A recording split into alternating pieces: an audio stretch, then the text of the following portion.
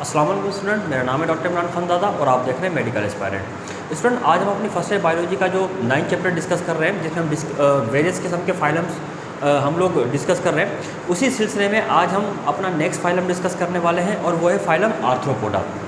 Phylum arthropoda kingdom Animalia का most important phylum है, क्योंकि स्पीशीज़ के पॉइंट ऑफ व्यू से देखा जाए तो सबसे ज़्यादा स्पीशीज़ इसी फाइलम से बिलोंग करती हैं। मतलब इस फाइलम से तकरीबन 1 million species, 1 million 10 lakh different type के एनिमल इस फाइलम से बिलोंग करते हैं। तो स्पीशीज़ के पॉइंट ऑफ व्यू से ये फाइलम सबसे नंबर 1 में सबसे ज़्यादा स्पीशी कंटेनिंग फाइलम आर्थ्रोपोडा कहलाता है। आज हम इस फाइलम के जनरल कैरेक्टर्स और बाकी की तमाम डिटेल डिस्कस करेंगे और देखते हैं कि ये फाइलम आर्थ्रोपोडा और इसके एनिमल्स में क्या क्या ख़ास बातें होती हैं। सबसे पहली बात तो है कि स्टूडेंट, फाइलम आर्थ्रोपोडा की जो टर्म आर्थ्रोपोडा है, इसका मतलब क्या होता है?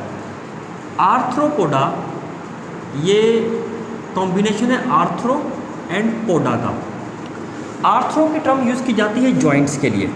जैसे हम लोग बात करते हैं ना, एक बीमारी होती है जॉइंट्स की, आर्थराइटिस, जो इन्फ्लामेशन ऑफ जॉइंट होती है। तो आर्थ्रो का मतलब होता है जॉइंट्स और पोडा का मतलब होता है लेग्स और फुट। तो अब दोनों को अगर कंबाइन कर दें तो इसका मतलब बनता है कि जॉइंटेड लेग। ये ऐसे एनिमल का ग्रुप था जिनकी लेग्स में जॉइंट्स मौजूद थे। अच्छा, इन जॉइंट्स का इनको कोई बेनिफिट था या नहीं? असल में जॉइंट्स की वजह से इनकी जो लेग्स की मूवमेंट थी वो बिल्कुल फ्री हो गई थी, जिसकी वजह से ये बहुत क्विकली भी मूव करते थे और स्विफ्टली भी मूव करते थे। तो फाइलम आर्थ्रोपोडा के जो एनिमल थे इस हिसाब से मोस्ट इंपॉर्टेंट थे। लोकोमोशन के पॉइंट ऑफ व्यू से ये बहुत ज़्यादा इंपॉर्टेंट फाइलम था एनिमल्स का। फाइलम आर्थ्रोपोडा के अगर हम जनरल कैरेक्टर डिस्कस करते हैं तो फाइलम आर्थ्रोपोडा में सबसे पहली बात तो ये कि ये तमाम के तमाम एनिमल जो होते हैं ये बायलैटरली सिमेट्रिकल एनिमल्स हैं। ये बायलैटरली सिमेट्रिकल एनिमल्स होते हैं, मतलब इनकी बॉडी सिर्फ एक मिड प्लेन से ही 2 आइडेंटिकल हाफ में डिवाइड हो सकती है। इसके अलावा इनके अंदर कोई दूसरा प्लेन नहीं होता जहाँ से 2 आइडेंटिकल हाफ बन जाए। मतलब यहाँ से कट करें, कहीं और से कट करें, 2 आइडेंटिकल हाफ नहीं बनेंगे। सिर्फ मिड प्लेन से अगर इसको डिवाइड किया जाए, बॉडी को 2 आइडेंटिकल हाफ में डिवाइड हो जाएगी। This is called bilateral symmetrical animals. इसके अलावा इनकी एक और ख़ास बात ये कि ये ट्रिप्लोब्लास्टिक एनिमल होते हैं। मतलब इनके अंदर 3 जर्म लेयर होती हैं। डेवलपमेंट के दौरान 3 जर्म लेयर बनती हैं, एक्टोड्रम, मीजोड्रम और एंडोड्रम। इसके अलावा ये सीलोमेट्स हैं। सीलोमेट का मतलब है कि इनके अंदर ट्रू बॉडी कैविटी होती है, सीलोम, और इस वजह से इनको सीलोमेट कहा जाता है। और इसके अलावा दे आर प्रोटोस्टोम। ये प्रोटोस्टोम एनिमल्स कहलाते हैं।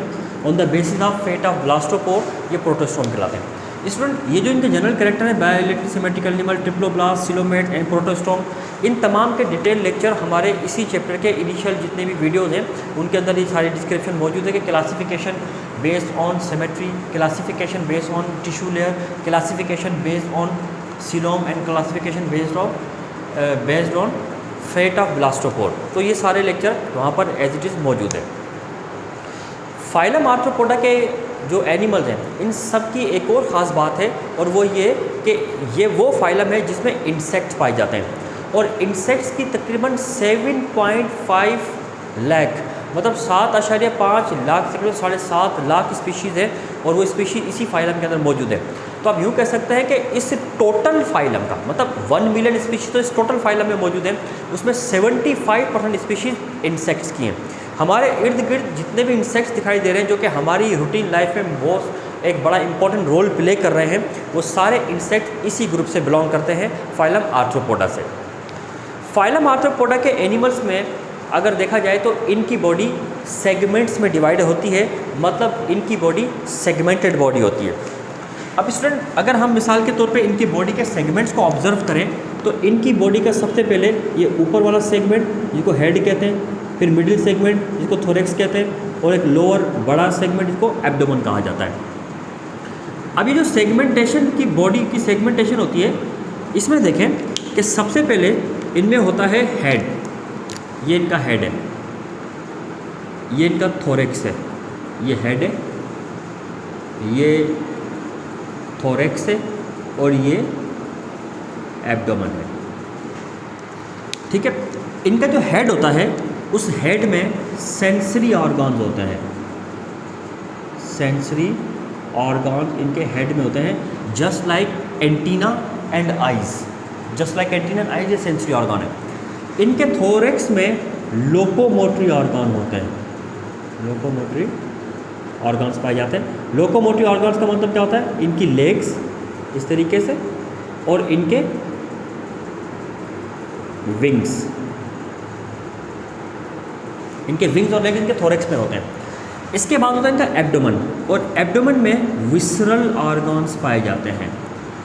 अब आप देख रहे हैं कि इनकी बॉडी सेगमेंटेड है और इनमें सेगमेंटेशन सिर्फ एक्सटर्नली नहीं बल्कि इंटरनली भी होती है। अगर फाइलम एनिलिडा का लेक्चर आपने देखा है तो उसमें हमने ये चीज़ पढ़ी थी कि फाइलम एनिलिडा के एनिमल्स में भी सेगमेंटेशन थी, और ये जो सेगमेंटेशन थी externally as well as internally दोनों साइड पर ये सेगमेंटेशन मौजूद थी। इसलिए हमने कहा था कि ये मेटामेरिज्म का प्रोसेस है। तो इसके अंदर भी इनकी जो बॉडी है वो भी मेटामोरिकली सेगमेंटेड बॉडी है, लेकिन फ़र्क ये है कि इसके हर सेगमेंट में ऑर्गन्स डिफरेंट टाइप के पाए जाते हैं, इसलिए इसको कहते हैं हेट्रोनोमस मेटामेरिज्म, जबकि वो होमोनोमस मेटामेरिज्म था फाइलम एनिलिडा के अंदर, क्योंकि हर सेगमेंट में एक ही टाइप के ऑर्गन्स थे। इसमें हर सेगमेंट में डिफरेंट टाइप के ऑर्गन होते हैं, इसलिए हेट्रोनोमस मेटामेरिज्म का प्रोसेस कहते हैं इसको। इनका जो हेड है इसमें जो सेंसरी ऑर्गन होते हैं, जिसमें ये दो इनके एंटीना, जैसा कि आप लोगों ने इंसेक्ट्स में आमतौर पर देखे होंगे, आप तस्वीरें भी देख सकते हैं कि एंटीना जो होते हैं ये इनके हेयर की तरह के स्ट्रक्चर होते हैं, जिसको ये मुसलसल हिलाकर अपने इर्द गिर्द के इन्वायरमेंट को सेंस करते रहते हैं। इसके अलावा इनके अंदर आइज़ होती हैं, इनकी आइज़ कंपाउंड आइज़ होती हैं, मतलब इनकी आइज़ में बहुत सारे लेंसेज होते हैं और इन लेंसेज की वजह से इनका विजन बहुत प्रॉपर और मोज़ेक विजन होता है, और कंपाउंड आइज़ की वजह से इनको बड़ी लाइफ में सपोर्ट मिलती है। इस वजह से इनकी जो लेग्स होती हैं ये इनमें मूवेबल जॉइंट्स होते हैं, इस वजह से बहुत तेज़ी से लोकोमोट कर सकते हैं ज़मीन में। लेकिन अगर इनको उड़ना हो तो कुछ ऐसे भी इंसेक्ट्स होते हैं या आर्थ्रोपोड्स होते हैं जिनमें विंग्स होते हैं, जिसकी वजह से ये उड़ सकते हैं। जबकि इनके बाकी के विसरल या एब्डोमिनल जो भी ऑर्गन होते हैं वो इनके एब्डोमेन के अंदर मौजूद होते हैं।